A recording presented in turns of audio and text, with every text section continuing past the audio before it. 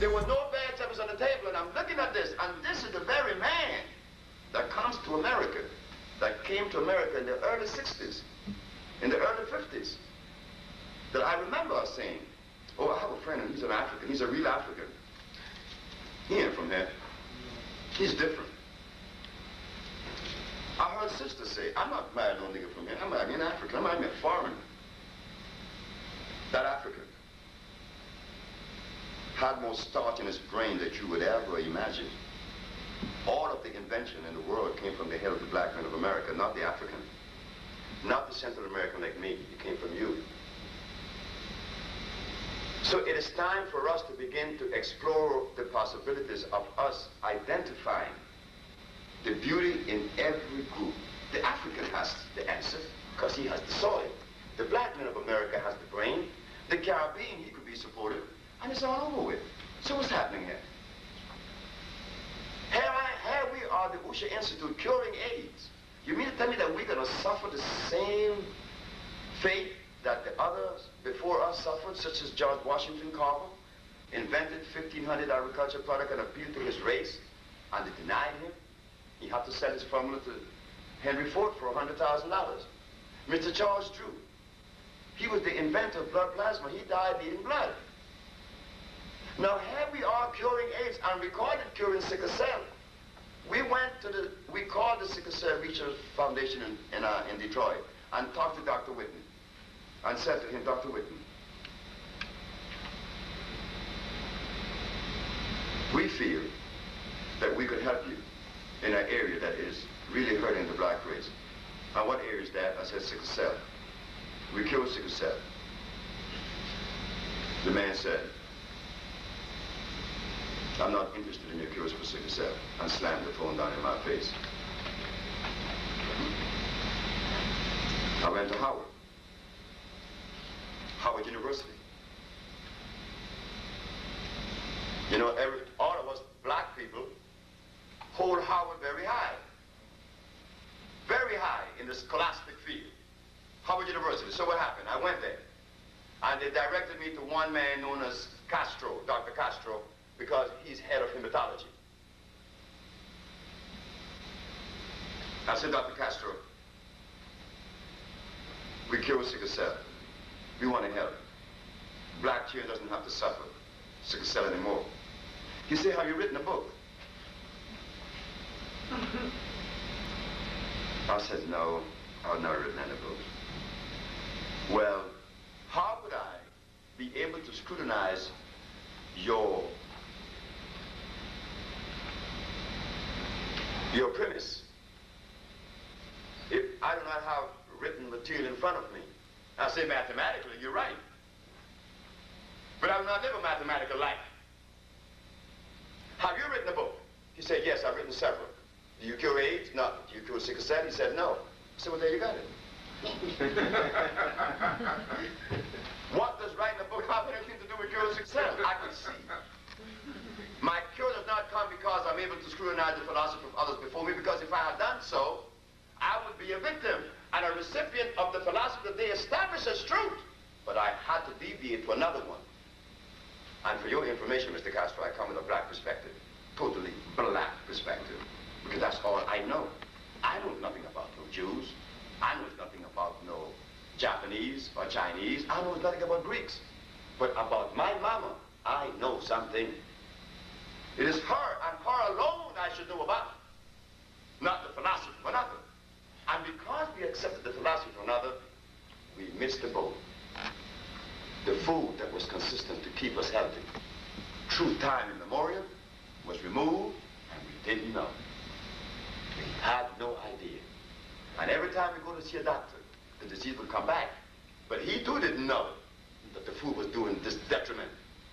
Because the lady that came to me in Detroit just recently, 82 years of age, was crying one day because her doctor died the week before she saw me, and the doctor was only 62 years of age.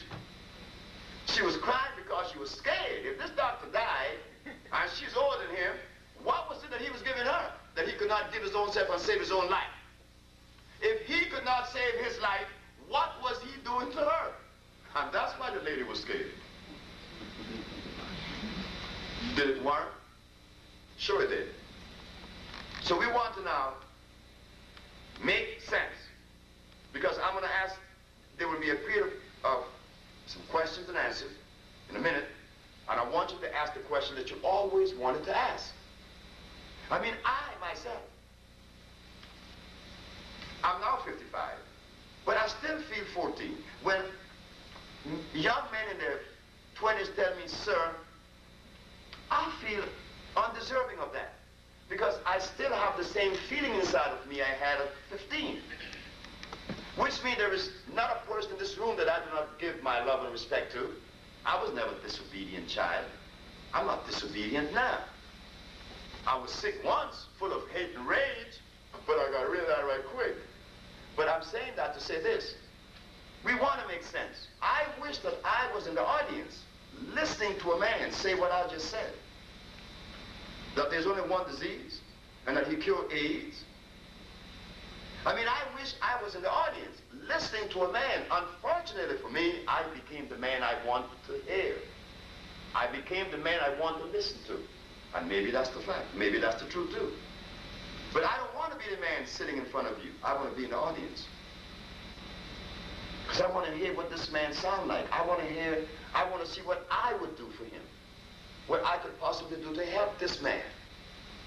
Because if I'm your brother. I am your brother. The Ocean Research Institute represents you. And we claim to cure all these diseases, and we do not in any way deserve your cooperation. Sure we do. We need you. Yes, we cure these diseases, and we do these things so easy. Easy because we are able to remove you from the food that was totally inconsistent with your journey, your cosmic journey, your ecclesiastical journey. My brother was a preacher. He just died last year. People in this audience met my brother. My brother did not like me too well because he said I didn't go to church. No, I don't go to church. But that has nothing to do with my relationship with God. My relationship with God is direct with God and me. No middleman. I don't remember God hearing saying to anyone to be a middleman. That's in business.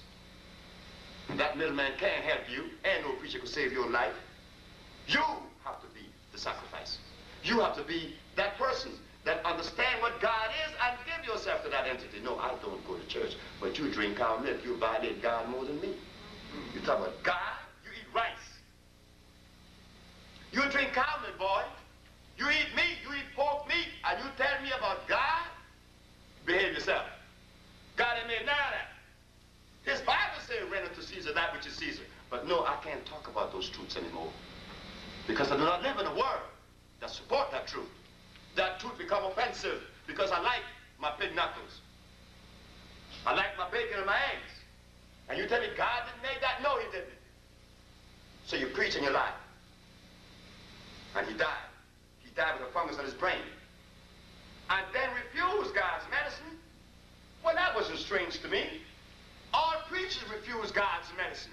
Everyone. And this is why we are sick, because we use the preacher as our shepherd. Fine, you are my shepherd. Where are you leading me? Where are you leading me?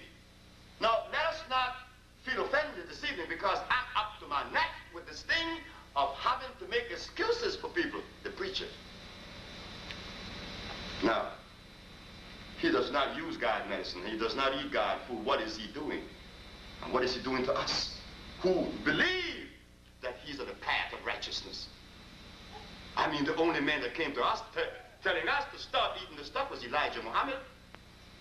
Elijah Muhammad, the only man out there saying, don't eat this. Everybody else was eating everything. And all of a sudden, they eat pork, they eat chitlins, and I'm spiritual.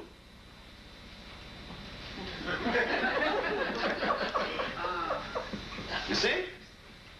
A sick body. Now remember now, here is a man with diabetes and gout, and he's spiritual. Then he tells me that the spirit living inside the body. The spirit is living inside of a sick body. Is the spirit sick or clean? Inside of a sick body. Now that is nice.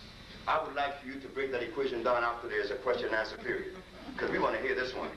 How could a clean spirit live inside of a sick body?